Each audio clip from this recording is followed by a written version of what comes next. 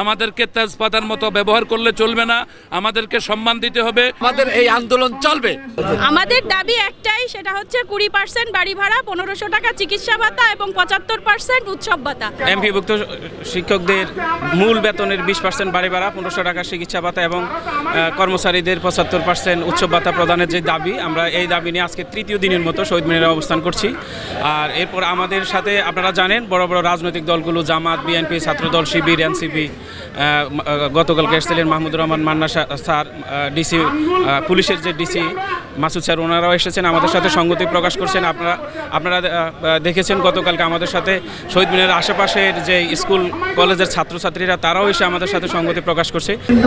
বেসরকারি শিক্ষকদের আন্দোলন চলছে এবং 20% বাড়ি ভাড়া আন্দোলনে আমরা সুদূর নড়াইল থেকে এসেছি, নড়াইল নবঙ্গা ডিগ্রি কলেজ থেকে এসেছি এবং নড়াইল নবঙ্গা ডিগ্রি কলেজ থেকে এসেছি আমরা 25 জন।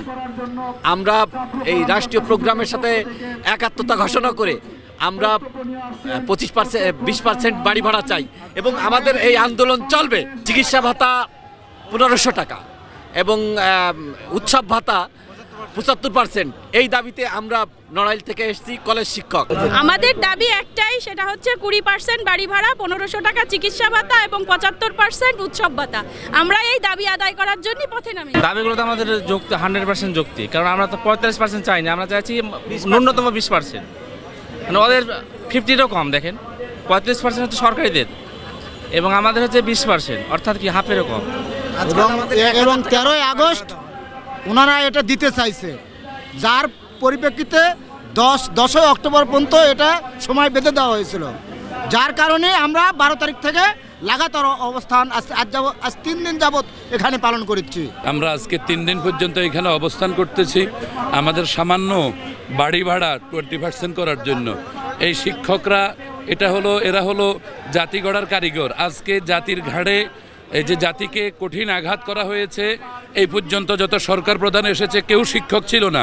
আমরা ডক্টর ইউনূস মহোদয়কে আমরা শিক্ষক মনে করেছিলাম, তিনি শিক্ষককে সমাদর করবেন, শিক্ষক এই যে জাতিকে তিনি আদর করবেন, সেই জায়গায় শিক্ষকদেরকে রক্তাক্ত করা হয়েছে। এখন পর্যন্ত সেই দাবিগুলো মানা হয়নি। আমরা তামাম দেশের শিক্ষকরা ঐক্যবদ্ধ হয়েছি, আমাদের দাবিটা যেন পরিপূর্ণ করা হয়, আমাদের শিক্ষা ভাতা, আমাদের চিকিৎসা ভাতা যেন দেয়া হয়, আমাদেরকে বাড়ি ভাড়া যেন 20% করা হয়। এই উদাত্ত দাবি আমরা পুরো শিক্ষক সমাজ জানাচ্ছি। আমাদেরকে তেজপাতার মতো ব্যবহার করলে চলবে না, আমাদেরকে সম্মান দিতে হবে।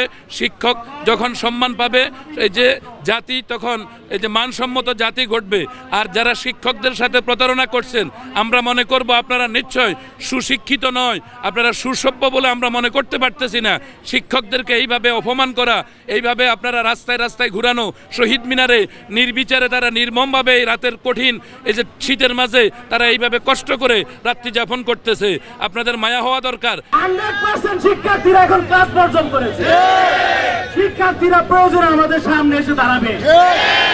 আমাদের গর্ব হবে শিক্ষার্থীরা, আমাদের গর্ব হবে শিক্ষার্থীরা, অভিভাবকরা হবে আমাদের গর্ব।